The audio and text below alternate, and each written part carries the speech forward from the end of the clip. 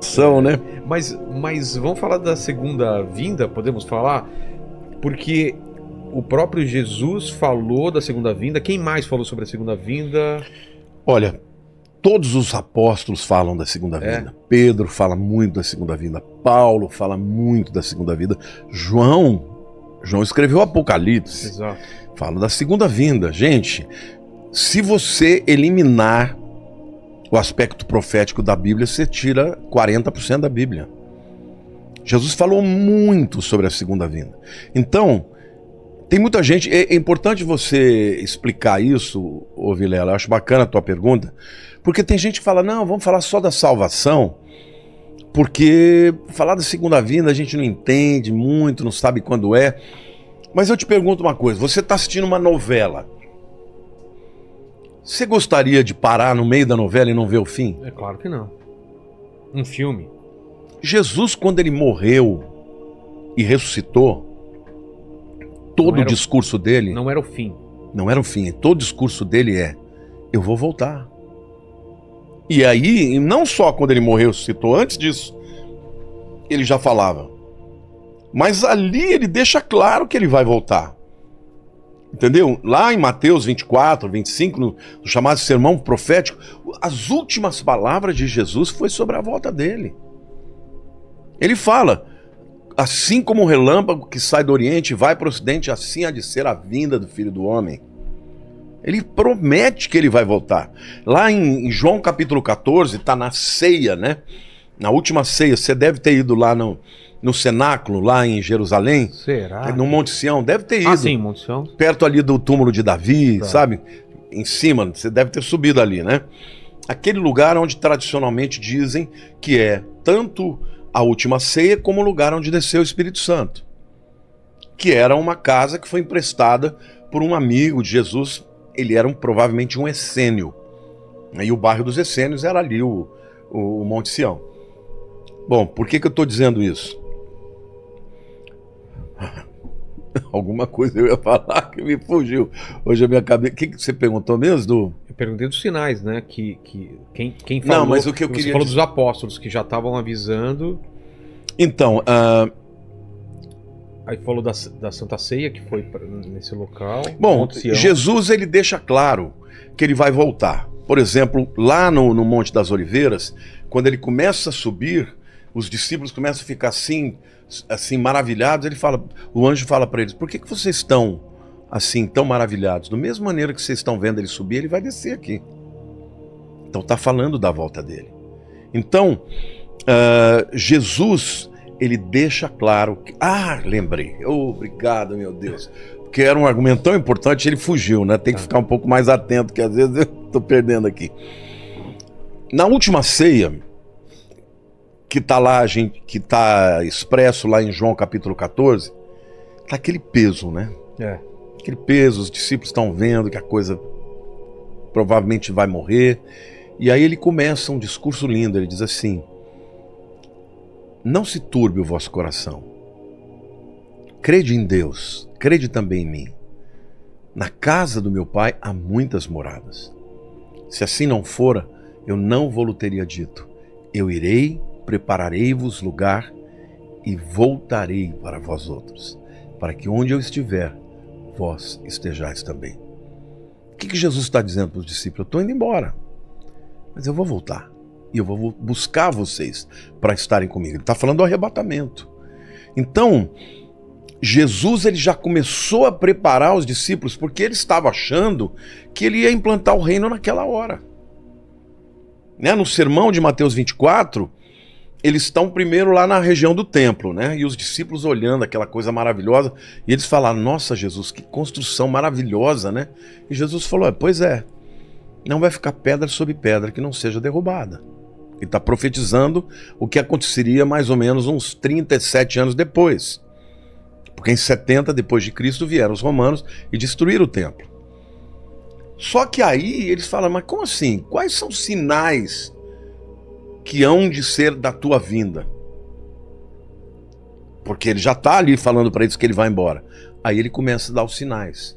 E na hora que ele começa a dar os sinais, ele fala de sinais da natureza, ele fala de sinais geopolíticos, de guerra contra guerra, ele fala de apostasia, de engano. Cuidado, vede que ninguém vos engane, porque virão muitos em meu nome dizendo eu sou o Cristo, entendeu? Ele começa a dar os sinais, e Vilela, hoje nós estamos vivendo numa época em que tudo está acontecendo. Quero até permitir aqui esse espaço e dizer que no dia 16 de outubro eu vou dar uma aula grátis no meu canal do YouTube, Lamartine Pozzella. É uma masterclass, a aula mais completa que eu já fiz. Eu contratei um cineasta para fazer, é uma coisa extraordinária. Sobre as 7 tendências que nós temos no fim dos tempos. E detalhe, sempre houve esses sinais. Algumas vezes tinham mais uns do que outros. Agora está tudo acontecendo junto. Esse ano de 2023, eu nunca vi um ano igual a esse. Ah, é? Não, nunca vi um ano com tantas catástrofes que estão acontecendo. Olha, fogo em tudo quanto é lugar. No Canadá, no Havaí, gente, coisa de louco. Incêndios. Entendeu? Incêndios na Europa. Falei do Canadá já, né?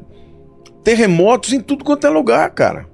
Enchentes aqui no Brasil, no Rio Grande do Sul, nós tivemos o que eles estão chamando de a maior catástrofe ecológica de todos os tempos no Brasil.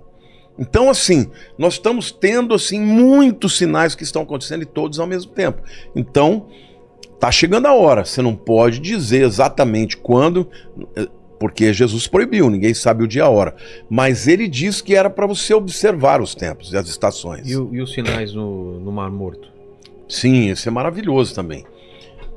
No final dos tempos, o livro de Ezequiel diz que o Mar Morto, isso também é uma profecia linda, porque ele diz que o Mar Morto, ele voltaria a ter água potável, a ter água doce, inclusive peixes iam nadar nele e coisa e tal. Agora, detalhe, Ezequiel fala que a parte norte seria assim, mas a parte sul continuaria salgada. Agora, Ezequiel foi um profeta do exílio, nós estamos falando aí de 2.600 anos atrás. Naquela época, não existia a parte norte do Mar Morto. Era tudo uma coisa só. É uma coisa só. 50 anos atrás era uma coisa só. Quando é que o Mar Morto se dividiu em 2? Depois que Israel voltou para sua terra e começaram ali prosperar, muita gente começaram a usar a água do mar da Galileia, o Mar Morto começou a secar. E na hora que ele começou a secar, ele se dividiu em 2. Hoje, inclusive, tem um canal que eles fazem entre a parte norte e a parte sul para que a parte sul não seque completamente. Mas se você olhar até na imagem do satélite, viraram 2 corpos de água. E detalhe, na parte norte começaram a aparecer, veja, a água do Mar Morto está descendo cada vez mais. Então isso significa que já centenas de metros de um lado e de outro, onde havia água, não tem mais água. O que acontece? Aquela pressão daquela água sobre aquela terra não existe mais. Então, do subterrâneo, começaram a aparecer crateras com água doce, que começou a pressionar para fora. Não tem mais o peso da água empurrando para baixo, a água começou a vir de baixo para cima. Hoje já tem mais de 9.000 crateras, chamadas de bolaines. Essas crateras de água doce, algumas são gigantescas, já tem peixes nadando. Então, a profecia começou a se cumprir. Ainda diz lá no livro de Ezequiel que águas que correm debaixo do trono, provavelmente da fonte de Gihon, quando houver o terremoto que Cristo descer, vai descer pelo Vale de Cedron, como diz Ezequiel, e vai entrar pela parte noroeste do Mar Morto, e a água vai ficar doce. E ali vai ter nas margens vegetação, árvores. Hoje, nós estávamos agora em Israel, o ônibus parou, tinha famílias de viadinhos comendo ali, já está aparecendo vida ali num lugar que era totalmente desértico. Então, assim, as profecias começaram a dar sinal, sem contar as outras do ponto de vista geopolítico. Por exemplo, a guerra Por exemplo, o livro de Ezequiel é lindo, né? No capítulo 36, Deus fala que vai trazer o povo de Israel de todas as nações da terra de volta para sua terra. Detalhe, ele não pode estar falando do exílio babilônico que aconteceu aí no 6º século antes de Cristo. Por quê? Porque ele está falando que ia trazer o povo de volta de todas as nações. Então ele estava falando do exílio que aconteceu no ano 70 e depois no ano 135, quando o imperador Adriano expulsou os judeus e eles não puderam mais ficar na terra. Deus está falando, eu vou trazer o povo judeu de todas as terras de volta para minha terra, e eles nunca mais vão sair de lá. Então em 1948 se cumpriu essa profecia. Muita gente dava risada, dizendo, impossível, isso nunca vai acontecer. 37, Ezequiel tem a visão do vale de ossos secos. Deus leva Ezequiel numa visão para um vale terrível, seco, cheio de ossos. E Deus fala para ele, Ezequiel, o que você está vendo? Um vale de ossos sequíssimos. Eles podem reviver? Ezequiel falou, Senhor, tu sabes. Aí ele disse para Ezequiel, profetiza ao vale de ossos secos. Voltem à vida. Aí ele profetiza. Aí começa a ver um barulho. Plim, plim, plim, plim, plim. Começa a ouvir osso batendo com osso. De repente um osso daqui vem, junta com outro aqui e começou a juntar juntas, carne, pele e de repente aparece um exército de pé. E Deus fala assim, esse exército é o meu povo, é a nação de Israel. Eu vou revivê-los. Agora detalhe, o que aconteceu na época do Holocausto? 6 milhões de judeus foram mortos. E como eles eram encontrados muitas vezes em valas de ossos secos. Essa visão de Ezequiel 37 é a visão do Holocausto. Por causa do Holocausto, por causa do vale de ossos secos, o mundo ficou abismado. O mundo falou, meu Deus, não pode acontecer isso de novo. E aí a ONU, em 1947, em dezembro, decide voltar a partilha entre uma solução de 2 estados, né? Um estado palestínico e um estado judeu. Israel aceitou e os muçulmanos não aceitaram. Mas a moção foi aprovada, inclusive com o voto de Minerva do brasileiro Oswaldo Aranha. A ONU aprovou, mas não fez acontecer. No dia 14 de maio de 1948, Davi Ben-Gurion junta uma série de pessoas, umas 300 pessoas ali na casa dele, e ele faz uma transmissão de rádio dizendo, hoje nasce Israel moderno. Como diz as escrituras, Isaías, pode uma nação nascer num dia? E Deus fala, pode. Assim será com Sião. E assim foi que aconteceu. No dia seguinte, estourou a Guerra da Independência. Uma guerra em que os judeus tinham minoria, não tinham armas, não tinham pessoas preparadas para lutar e venceram a guerra. Em 1 ano e meio aproximadamente, eles conquistaram mais território do que eles tinham na partilha. Só que aquilo que você conquista por guerra é teu. Então Deus permitiu aquilo porque ele estava devolvendo de volta aquela terra para o povo dele. Ele prometeu em 36 que ele ia trazê-los, trouxe. No 37 ele mostra como ele ia trazê-lo, depois de um holocausto, vales de ossos secos. Quando o mundo fala, não, esse povo não pode mais nada.